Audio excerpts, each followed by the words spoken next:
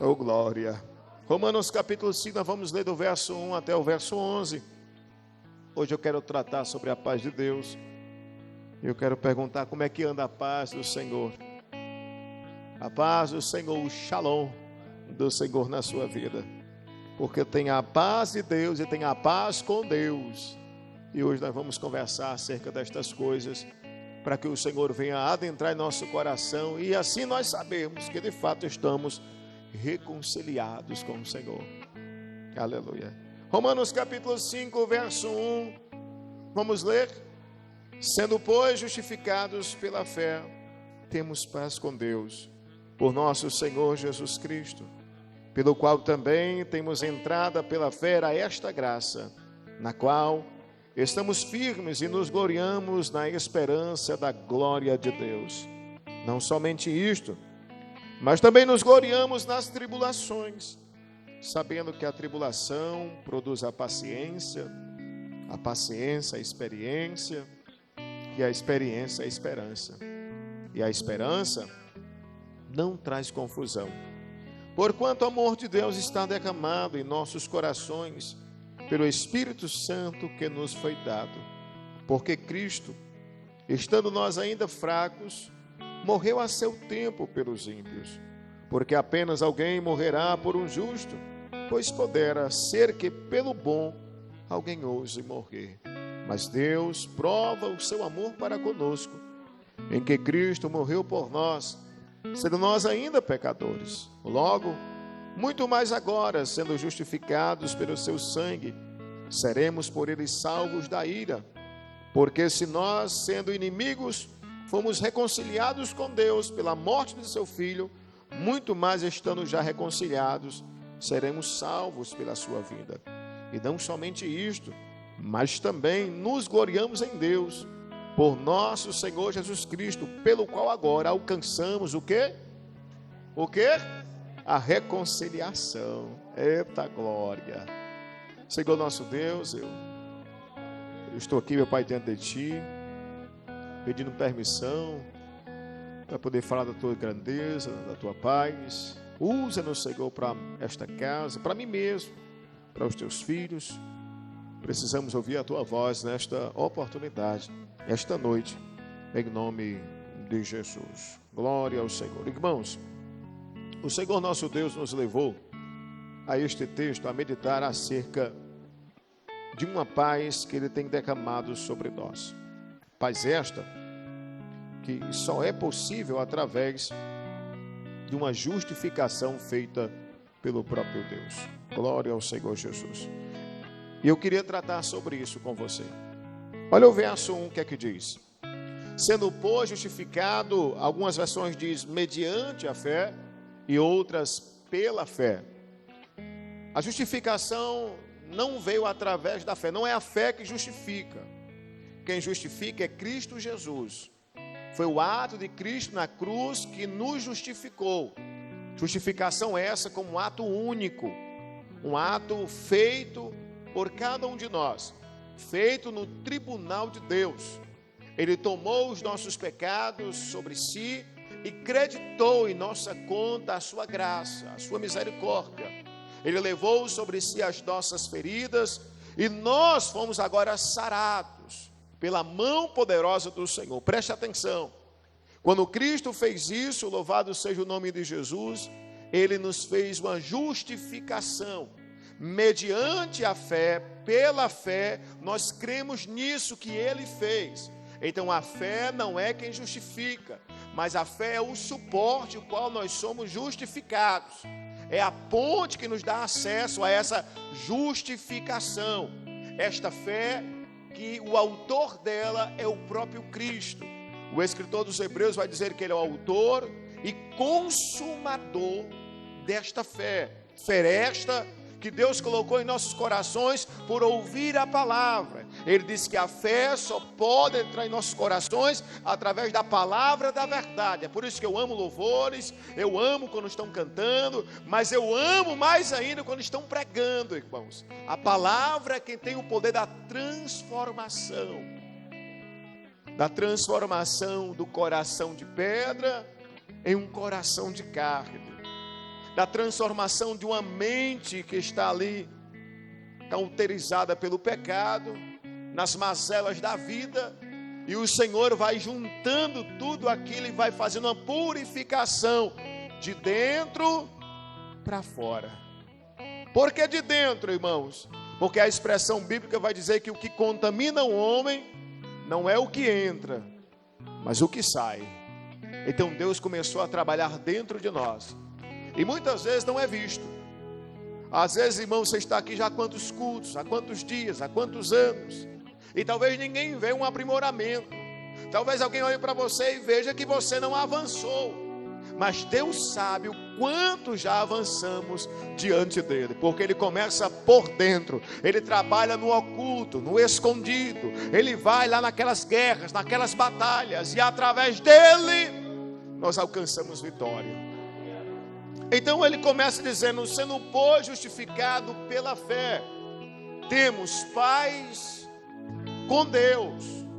E eu queria que você entendesse isso, que Paulo vai dizer neste mesmo texto que nós lemos, que nós éramos inimigos de Deus. João usa na expressão da carta, lá em 1 João 3 e 6, falando sobre quem peca. Preste atenção nisso. 1 João 3 e 6 diz: qualquer que permanece nele não vive o quê? Pecando. Qualquer que vive pecando não viu e nem o conheceu. Esse era o nosso estado antes de Jesus. Escute isso aqui, ó. Antes da justificação de Cristo, o nosso estado era de inimigo com Deus. Nós éramos inimigos de Deus. Nós rompemos o acesso à casa de papai. Nós fomos expulsos de lá. Deus nos arrancou do seu jardim, do seu convívio, nos lançou fora da sua presença. Nós nos escondemos dele. Cadê você, Adão? Onde você está? O pecado dilacerou a nossa comunicação com Deus, com os nossos irmãos, com a natureza, com tudo. Acompanhe comigo o pensamento. Quando Deus fez a terra, quando Deus fez tudo que nela existe, ele disse a expressão que aquilo era bom, e tudo funcionava de forma harmônica, em paz. Diga comigo: Deus fez esta terra em cima da sua paz. Quem concorda isso, diga amém.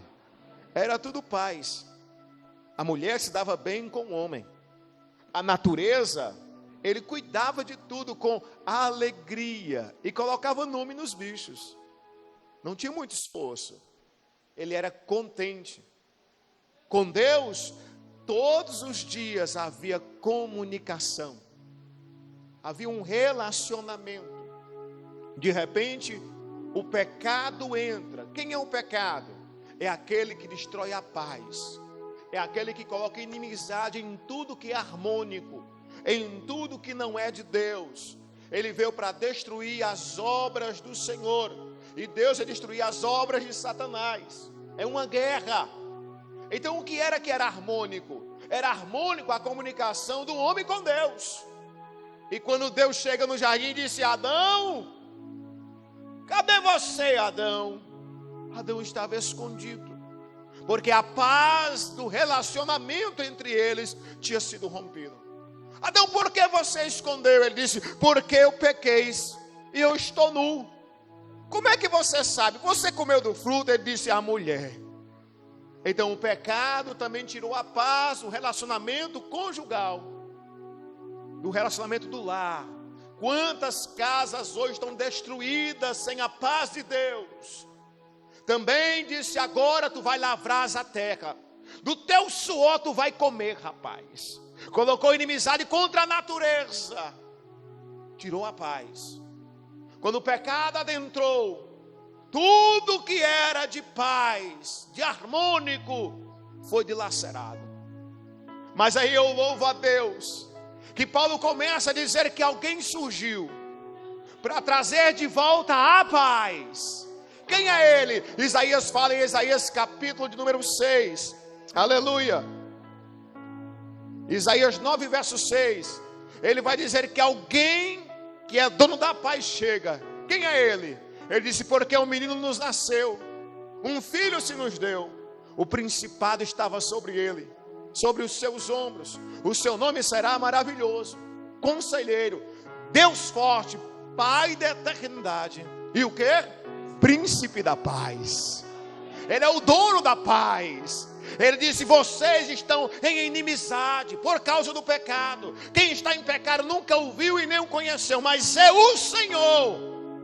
Vim trazer reconciliação através do meu filho. E profetizou Miqueias, e profetizou lá em Salmos, e profetizou Isaías, e profetizou, aleluia, em todo o Antigo Testamento, que o dono da paz, aleluia, reinaria. E a paz chegou, a paz que excede todo o entendimento. E quando ele chega para fazer uma reconciliação, para trazer a harmonia de volta.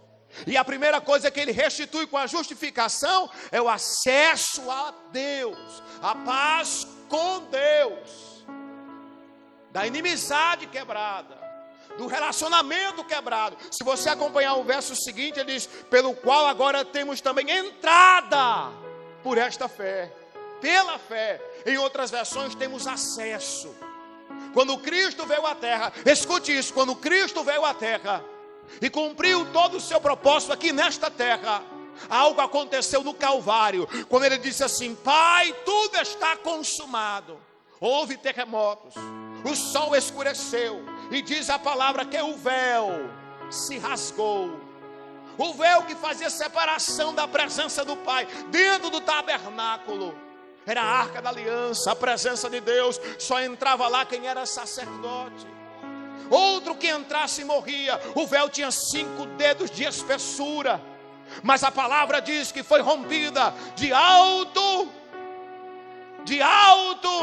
não foi de baixo para cima, mas de cima para baixo, porque veio do alto o mandamento, o recado, a notícia: rasga o véu. E agora todos nós temos acesso a Ele por causa desta fé. Disse Pedro: sacerdócio real somos todos nós. Nós agora somos sacerdócio de Deus, e cada um vai dar conta de si mesmo. Todos nós agora temos acesso, porque agora temos paz com Deus. Diferente da paz de Deus, a paz com Deus não pode mais ser quebrada, a não ser que você saia do projeto, do plano do Cristo, o nosso Senhor. Romanos 8:1 vai dizer que nenhuma condenação há para que estão em Cristo Jesus. E aí ele dá a condicional. Quando é que não há mais condenação? Quando eu estou em Cristo Jesus e não ando segundo a minha carne. Opcional. Eu conheço Cristo, entendi que Ele me justificou, me tomou para si, as minhas condenações Ele levou, sarou as minhas feridas. Eu sou uma nova criatura, recebi uma nova natureza para combater a minha velha carne. Me inclino agora para as coisas do Espírito, busco vida e paz. O Senhor começa a alegrar o meu coração, eu começo a trilhar um caminho santo de luz, e de repente eu me deparo com esse texto: se eu permanecer lá, eu não tenho mais nenhuma condenação. Aí cumpre-se a paz de Deus. O que é a paz de Deus? É a alegria da salvação, é o contentamento da salvação, a paz que nós chamamos de Shalom, que é muito mais do que guerras, que é muito mais do que batalhas. Esta paz pode ser inserida entre nações e evitar guerras entre nações. Esta paz pode ser inserida em territórios nacionais e evitar guerras civis. Esta paz pode ser inserida dentro dos nossos lares e evitar guerra entre os cônjuges e entre os filhos e as filhas daquela casa. E esta paz pode entrar dentro de nós e reinar contra a nossa própria alma e trazer paz espiritual para os nossos corações. Quando nós pecamos, e eu sei que você sabe disso, quando nós pecamos, nós não rompemos mais a paz com Deus. Não, Deus não se intriga mais de nós. Não. mas nós perdemos a paz de Deus. Prova viva disto é que nós ficamos amargurados, angustiados, entristecidos, acabados. Quando nós pecamos, irmãos, nós perdemos a alegria da salvação. O salmista no Salmo 51, no verso 12, ele faz um clamor.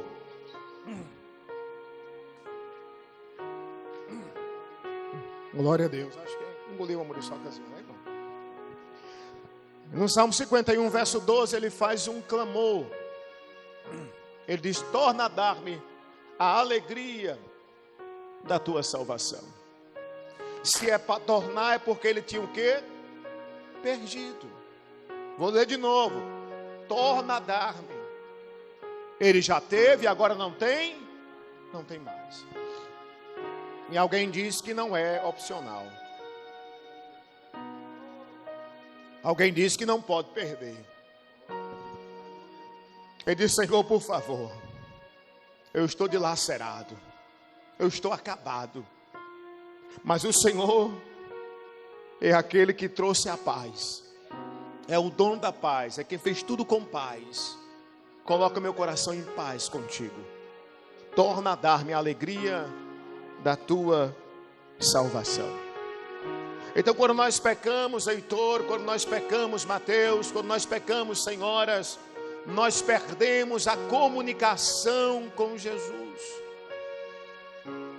E dessa forma, a alegria da resposta nós perdemos.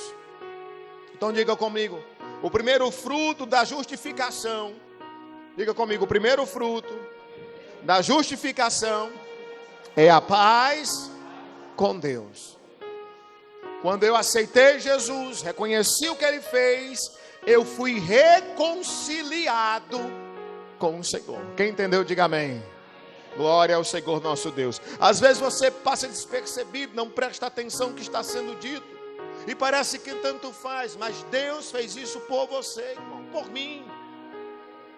Você não era nem mais para existir, mas Deus trouxe a sua paz de volta aos nossos corações. Vamos seguir o texto. Ele diz: pelo qual também temos agora entrada a esta fé, pela graça, a qual estamos firmes e nos gloriamos na esperança da glória de Deus. Então, acompanha comigo o raciocínio. A justificação de Cristo Jesus trabalha em 3 processos: no passado, na paz com Deus; no presente, no acesso a Cristo; e no futuro, nós nos gloriaremos na esperança. Então Jesus deixou a obra toda completa, irmão, alicerçada. Ele disse: olha, para trás já está tudo resolvido, eu vos reconciliei com Deus. Agora no presente, vocês têm acesso, o véu foi rasgado, é só clamar, é só buscar. Ele diz: e no futuro, ele diz: se alegre, porque nós temos uma esperança de glória. Ele está dizendo: a morte não mais devemos temer. Eu já vi muitos homens valentes, mas que diante da morte as pernas tremeram. Muitos mesmo. Eu já vi muitos homens de Deus que disseram: não ore mais por mim, não me detenha mais aqui, eu estou indo para casa. Eu acompanhei mortes de homens cheios de fé, que ele disse: não, eu não estou indo para o céu, mas o céu está vindo até mim. A convicção, irmão, da certeza da vida eterna, é isso que Cristo fez quando morreu e ressuscitou. Ele matou a morte. É uma expressão até engraçada, mas ele matou a morte. Ele disse: oh, onde está o teu aguilhão, ó morte? Onde estão as tuas ferramentas? Jesus tomou, ele disse: tragada foi a morte. Por quem? Pela vitória.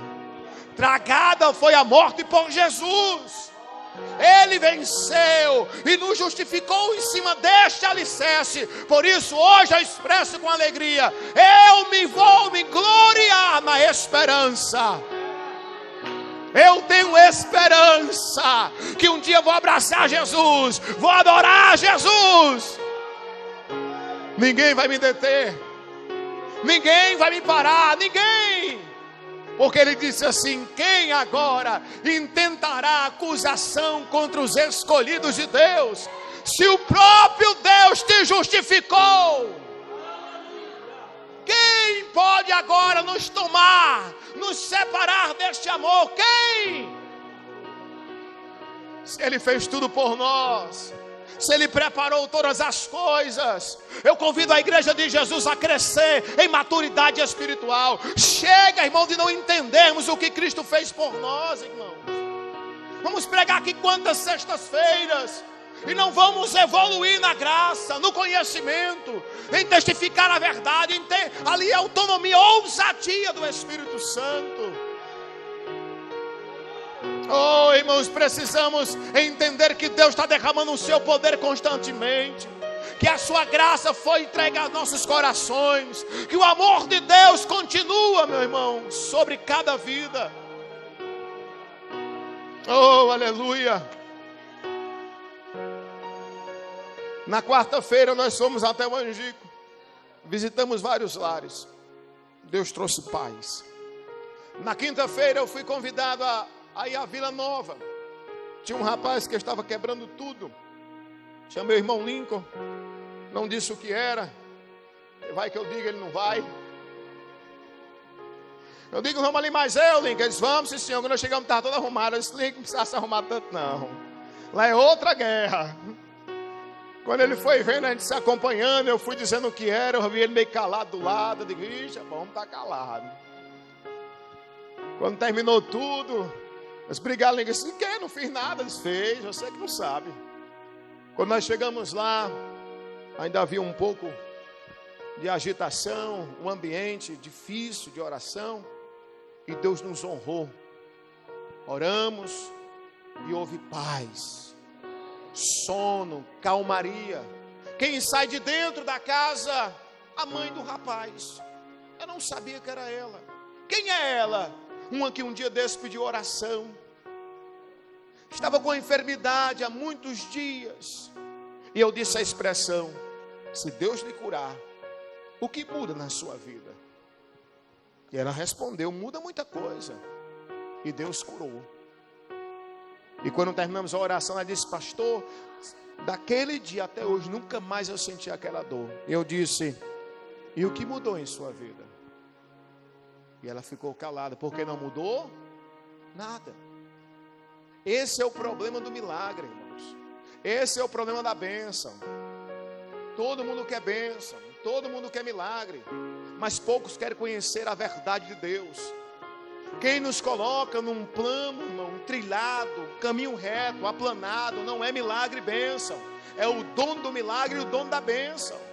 É Deus. E quando eu começo a ler a carta magna apostólica, ali o alicerce teológico, a carta de Romanos, irmãos, é o maior resumo teológico da Bíblia Sagrada, sobre como andar na conduta, sobre o que aconteceu. Ela é o eixo central dos enigmas. Quando eu começo a ler Romanos capítulo 5, eu entendo que houve um sacrifício por mim, aonde eu era inimigo, irmãos, e ninguém ousava morrer por mim. Ele usa na expressão 7, podia ser que por um justo alguém ousasse morrer, mas por vocês e por mim, inimigos de Deus, pecadores, que não conheciam o Senhor, quem morreria? Porque este era o preço do pecado. Romanos 6, versículo 23, ele diz que este é o salário do pecado. Porque o salário do pecado é o quê? A morte. Então todos que estão aqui nesta casa, todos, você novo, você velho, todos deste mundo, era para estar o quê? Mortos. Mortos, irmãos. Mas Cristo nos reconciliou com Deus. Temos paz com Deus, por Cristo Jesus. Então Cristo deveria ser o foco central da nossa vida. Quem é você? Você não devia dizer seu nome assim, eu sou cristocêntrico. O que é isso? Cristo no centro de tudo. Eu sou dele, eu pertenço a ele, eu vivo para ele, a minha vida é dele, porque sem ele eu estaria perdido. Quando entendemos isso, irmãos, a nossa vida ganha sentido. E às vezes as coisas imaturas, o nome esquecido, a oportunidade não dada, o pisado no pé, a palavra dita, tanto faz. Estamos agora em um novo nível, mais perto dos céus, que as coisas da terra podemos até ouvir, mas não penetra, porque já estamos preenchidos pelas coisas de cima.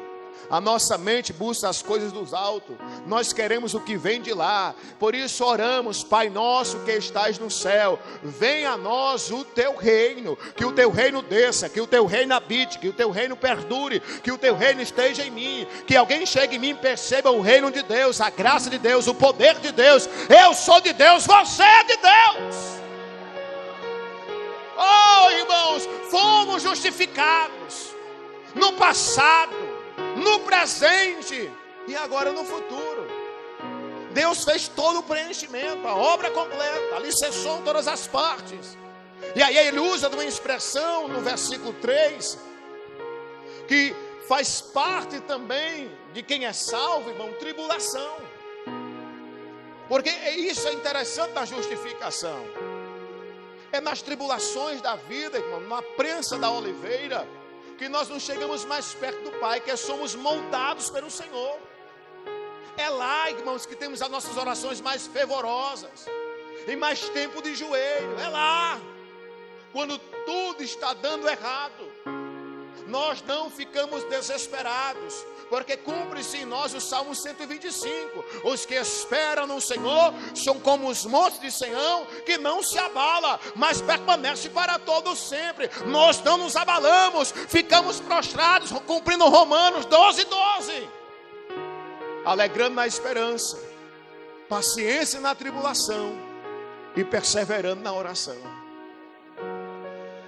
Aí ele diz: tem tribulação na fase da justificação, meu presbítero Arnaldo. Tem tribulação. É um processo que todos nós vamos passar. Está passando? Não passou ainda não? Eis que eu vos digo. E eu não preciso nem profetizar, porque o próprio Cristo profetizou. E ele disse: no mundo tereis aflição, mas sorria. Tenha bom ânimo. Você vai vencer. Eu conheço o caminho da vitória, eu já trilhei. É só você me seguir, é só olhar para mim, é só você não perder o foco, é só você ver a luz e seguir ela. Vai dar tudo certo. Tem tribulação? Tem, mas tem Jesus. Aí quando você aceita Jesus, você não quer tribulação. E de fato, irmão, se eu fosse pregar se alegre no sofrimento, talvez fosse uma doutrina de masoquista. Como é que eu vou me alegrar quando eu estou sofrendo? É porque nesta tribulação eu aprendo algo importante. O que é que eu aprendo? A tribulação produz o quê? Paciência. Eu aprendo a esperar. Sabe o que a palavra paciência de fato é traduzida no grego aqui? Aqui eu tiro um pouco do contexto, mas eu vi lá era como se fosse um ourives fazendo uma escultura, como se fosse o trabalhar de um artesão. Essa palavra está gerenciada mais ou menos isso. É como se a experiência, a tribulação trouxesse a paciência. Você agora está sendo moldado ou moldando a sua tribulação. Você já sabe como ela começa, você já sabe onde ela termina, você já sabe como é afetado, e você sabe que tudo vai passar, e você fica paciente. Não se desespera. Na justificação tem um processo. Aí por fim ele diz: e produz o quê? Experiência. Aí alguém chega: meu pastor disse, calma, vai passar, José. Eu já passei. Paciência. Não murmure, não se desespere. É o processo da justificação, é o aprimoramento do caráter, é Deus colocando na prensa para ver se você realmente é imprensado e aprovado. Aprovado, irmãos, para que quando de fato vier as tentações, porque ela vem, irmão, vem um dia mau, o dia da cilada, o dia que ele faz a estratégia para tomar você vivo. Eu preguei isso terça-feira. Eu falei ontem lá no Angico. Eu disse que se não fora o Senhor por nós, no Salmo 124, se não fora o Senhor ao nosso lado, nós teríamos sido engolidos vivos, as águas teriam nos arrastado e teriam nos afogado, mas Deus está do nosso lado. Isso é ser justificado por Ele, é ser cuidado, guardado, mesmo na tribulação. E aí eu amo o versículo 5, eu trouxe até hoje uma explanação, e coloquei um pequeno vídeo para os irmãos, porque ele diz assim, ó, e a experiência não traz o quê? Confusão. Você não fica, será que vai dar certo?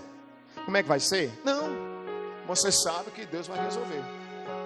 Você tem convicção, certeza absoluta, que Ele não perde o controle, e que a sua vida está nas mãos do Senhor. Dá tudo virado, tudo difícil, decepção, e você firme, cantando, o sangue de Jesus me lava. Como é que canta? Diz, porque eu espero, eu confio, eu sei, porque a paciência que eu esperei, da tribulação que eu passei, me deu experiência, e da experiência me deu esperança, e essa esperança não tem confusão. Eu sei que tudo vai dar certo. Glória ao Senhor. Eu estou terminando. Aí ele diz assim no versículo 5: porquanto o amor de Deus está derramado. Eu não sei se você lembra aí do seu 7º ano, mas está no pretérito perfeito, né? Conjugação de verbo. Eu odiava, mas a gente é obrigado a aprender. Significa que continua acontecendo. Pretérito perfeito é continuação.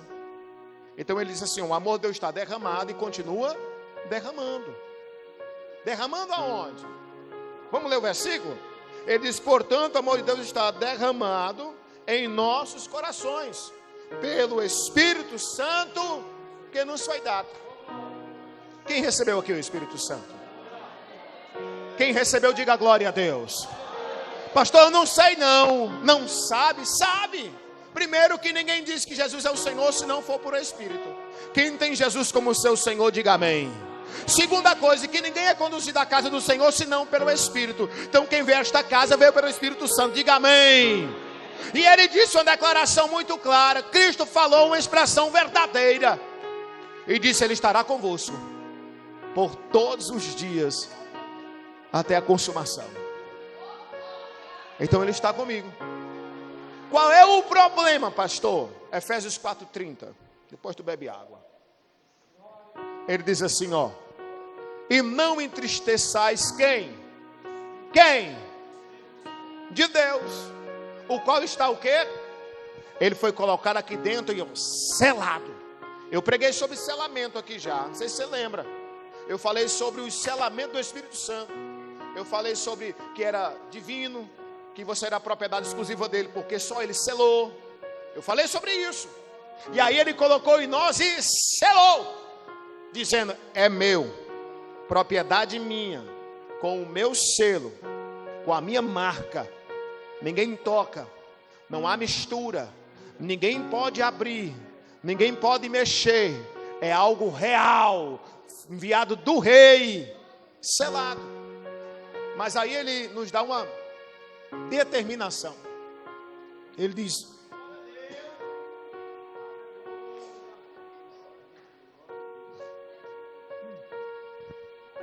aleluia, glória a Deus. Ele diz que ninguém pode nos tocar ou nos destruir. E quem destruir esse tabernáculo, Deus o destruirá. Mas nós mesmos, com as nossas atitudes, podemos o quê? Entristecer o Espírito Santo. Então eu tenho uma certeza que eu fui justificado lá no tribunal. Que tribunal é esse, pastor? 2 Coríntios 5:10, se eu não me engano. Ele vai dizer que todos nós vamos comparecer, porque todos devemos comparecer ante o tribunal de Cristo, para que cada um receba segundo o que tiver feito, por meio do corpo, ou bem ou mal. E aí a gente chegou lá, em Cristo. Cristo disse, eu vim justificar os meus. Ele diz, aqueles que estão aqui, oração sacerdotal, João 17. Mas aqueles ainda que vão se unir a este aprisco. Eu não oro somente por esse, mas por aqueles também que ainda vão unir-se a esse aprisco. Somos nós, somos nós. Ele disse, eu vim aqui. Ele disse, qual é o problema? Ele disse, eu vim justificá-los. Eu vim pagar a conta. Ele disse, meu filho, a conta do Tiago é muito grande. Disse, o que é? Ele disse, é morte. Eu morro. E ele é absolvido. Então nós, se estivermos em Cristo Jesus, não na Assembleia, não Batista, não, mas em Cristo, na verdade, das Escrituras, sem embaraço. Esse dia eu visitei um rapaz, preguei o evangelho para ele, um homem crente. Ele disse, eu não sei mais em quem acreditar, porque o senhor prega de um jeito, outro prega de outro, um diz uma coisa, outro diz outra, depois não acredita em mim nem nele. Eu digo, leia a palavra. Leia a palavra. Porque lá ele estava dizendo que um demônio passava por outro, estava pegando outro, demônio pegando a outra, e a carta cheia de demônio disse, irmão, não tem isso na Bíblia não. Então, onde é que tem esse negócio na Bíblia, meu irmão? Pelo amor de Deus. Irmão. Tem não. Eu disse, você leu? Ele disse, não, eu ouvi. Eu disse, meu irmão, quem não lê a Bíblia, ele come o que os outros dão. E é obrigado a acreditar, porque ele não sabe a verdade. Nós estamos pregando hoje aqui sobre uma paz que foi nos dada, mas você tem a obrigação de examinar. Será que é isto mesmo? Será que está escrito o que o pastor está dizendo? Nós precisamos ter o nosso momento, a nossa porção com Deus. Essa doutrina é importantíssima para o crescimento espiritual. Mas mais importante é o seu compromisso com o Senhor na sua casa. Eu não vou nem perguntar quem leu hoje um texto, um capítulo. Não vou nem perguntar, irmãos. Porque eu sei que muitos nem sequer na Bíblia pregou. Eu sei disso, irmãos. Muitos disseram ainda, vão dizer assim, mas eu não tive tempo. Não, é conversa, irmão. Não entrou na rotina porque não quis. Tempo teve. Teve tempo para pegar, para olhar o Face. Teve tempo para olhar o Instagram. Teve tempo para responder alguém no Zap. Tinha tempo para ler um capítulo. Nós que não quisemos. Nós estamos acostumados a desviar a atenção de tudo. Eu me peguei esses dias repreendendo a mim mesmo. Por não conseguir me concentrar naquilo que é do céu, irmãos. Eu digo, eu não aceito trocar o que é do céu pelo que é da terra. Não dá, irmãos. Deixa eu terminar. Ele diz, o amor de Deus continua sendo derramado sobre nós.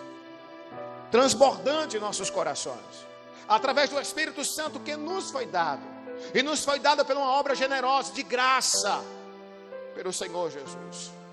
Eu sempre digo, foi de graça, mas não foi barato. Foi preço de sangue. O versículo 8. Ele vai dizer que Deus prova o seu amor para conosco. Em quem Cristo morreu por nós, sendo nós ainda pecadores. E talvez você não reconheça. Ou não saiba. Mas Jesus lhe ama muito. Deus lhe ama muito. Na visita de quinta-feira, eu amo trabalhar para Jesus, porque a gente fica cheio de experiências. E eu sempre digo que mensagem de pregador itinerante é bom, mas mensagem de pastor é melhor. Porque o pastor que anda, que prega, que cuida, porque ele tem vivência. Ele vive aquilo ali que pregou. Eu amo ouvir meus pastores, porque ele passou, ele aprendeu, ele viveu,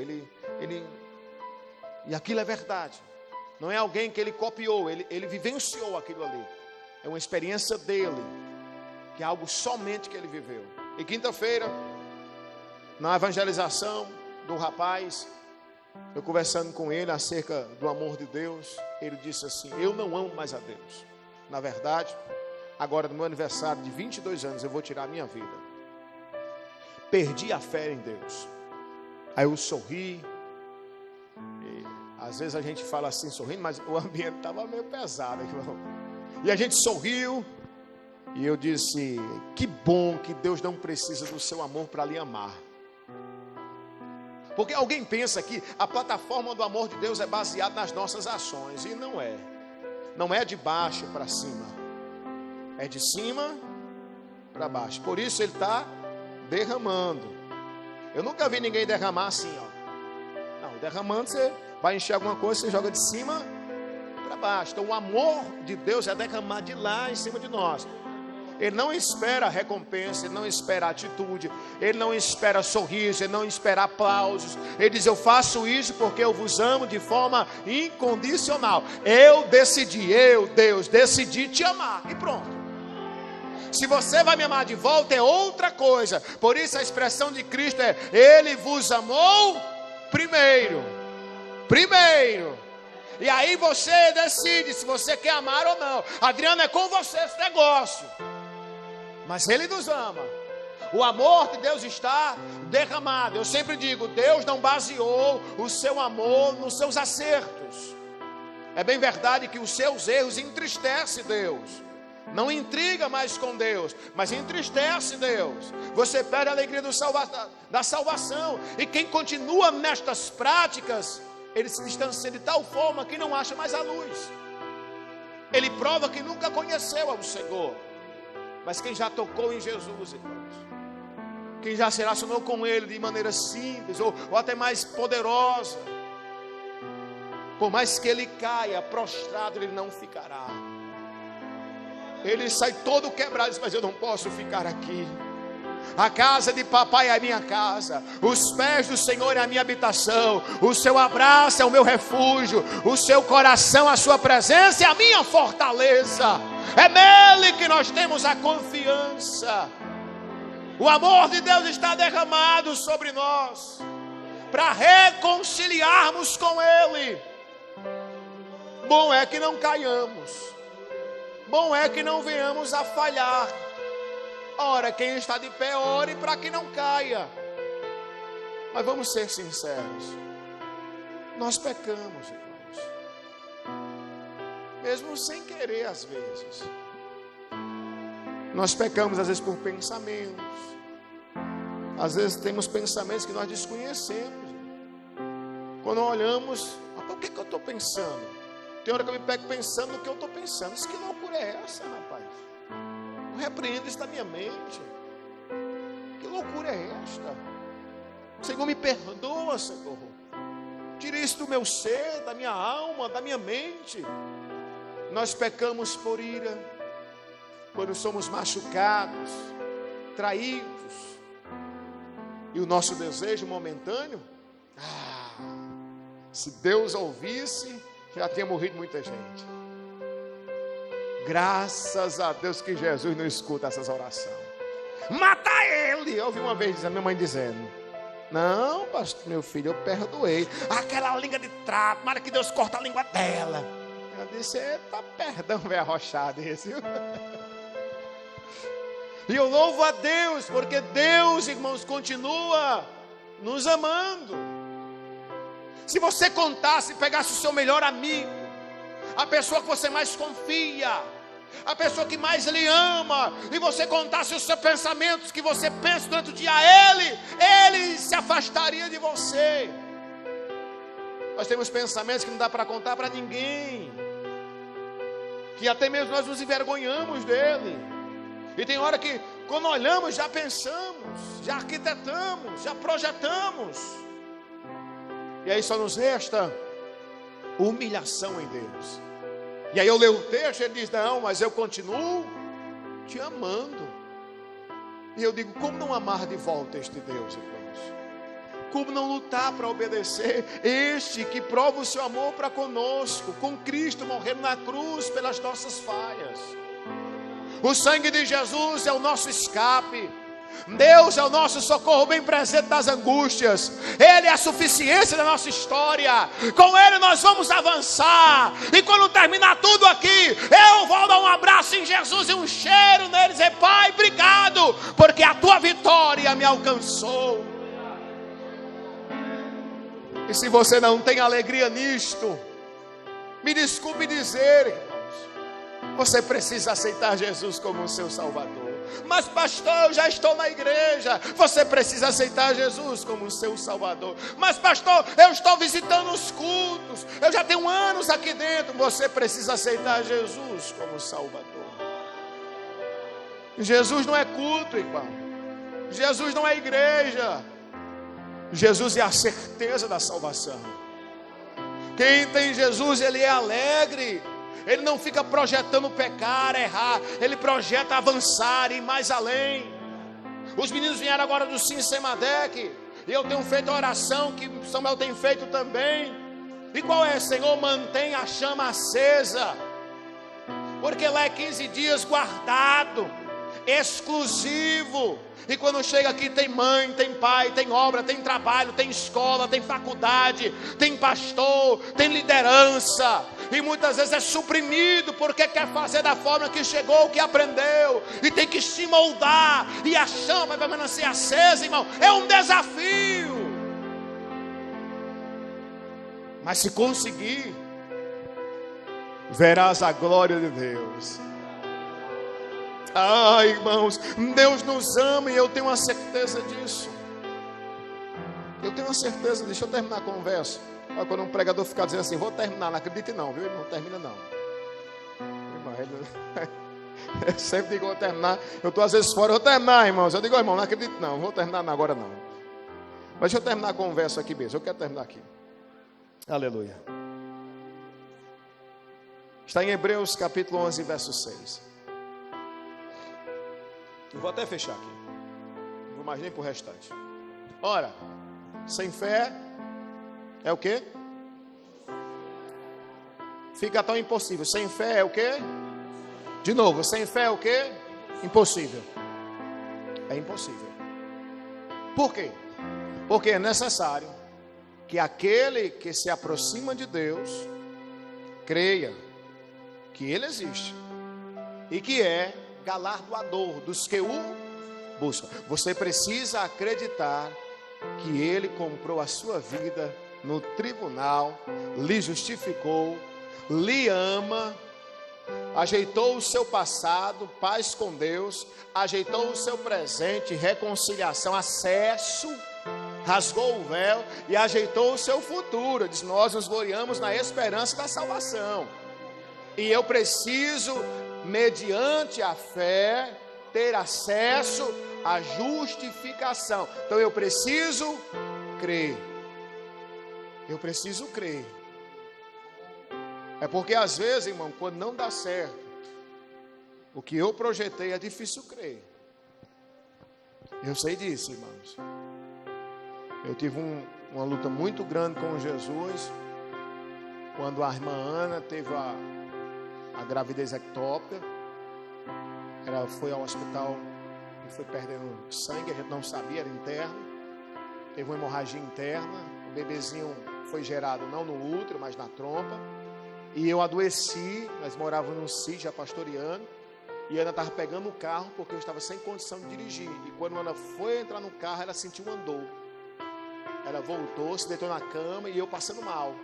Eu não sabia o que era. Passando mal, era com dor. Ana, para dizer que está com dor, vocês mulheres, para dizer que está com dor, é porque a dor é grande. A maioria, nós não, nós, qualquer coisinha, eu é bicho frouxo, mas mulher é mais forte. E eu me fiz pedir força ao Senhor, peguei o carro e dirigi, ainda 48 quilômetros, passando mal. Quando eu cheguei no hospital, internou-se ela aqui e eu do outro lado. Foi onde eu fiz a oração para eu dormir, porque eu estava com agonia que não passava. Eu disse, Senhor, eu acho que eu não tenho fé para o Senhor me curar, mas me faz dormir. Aí eu dormi, acordei bom. Quando eu acordei, a Ana já tinha recebido alta. Fui para casa, ela estava em casa. Quando deu assim, umas 2 horas da manhã, a Ana começou a dor de novo, voltamos para o hospital. Nós estávamos na casa agora da mãe dela, já na mesma cidade. Quando foi 5 da manhã, a Ana desmaiou de meus braços. A pressão liberou 5 ali. E aí eu disse, minha esposa vai morrer aqui, porque o médico dava remédio para gás, dizendo que era estômago com gás. Peguei um dinheiro emprestado, arrumei um carro do meu sogro, desci para o Iguatu. Quando nós chegamos lá, paguei uma clínica que passou a ultrassom, estava toda tomada de sangue, hemorragia interna. A trompa tinha rompido e não parava de sangrar. Descemos para o hospital. A Ana vai às pressas para a sala de cirurgia. Deixo ela lá, ela tem uma pessoa na frente fazendo uma cesárea. Ela fica agora fora de risco, sendo medicada, já sabendo o que era. Conseguiram estancar o sangue lá dentro, mesmo sem abrir. Mas estava cheio, então eu tinha que abrir, limpar todos os órgãos, aquele negócio. E eu saí. Peguei o carro. No caminho de volta de Iguatu para Oró são 60 quilômetros. Eu parei o carro e eu fiz um clamor a Deus. E eu não ouvi nada. Eu clamei de novo. E nada. Eu chorei. E nada. Aí eu briguei. E nada. Aí eu disse, eu não vou perder a fé, porque eu vou crer em quem? Aí eu disse, Senhor, eu vou pedir a quem? Mesmo se o Senhor não me escuta. A quem eu vou pedir? Porque dali eu já vim. Do Juazeiro eu já saí. Eu vou pedir a quem? Então naquele dia eu descobri uma coisa. Que na tribulação da vida, a gente não sabe quem de fato nós somos.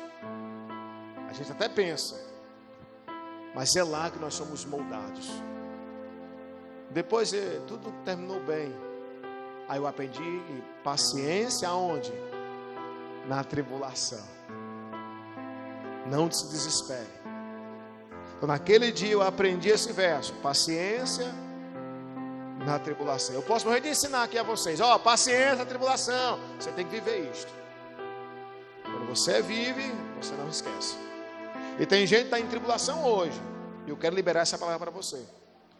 Paciência. Diga comigo, vai dar tudo certo. Vai. Amém?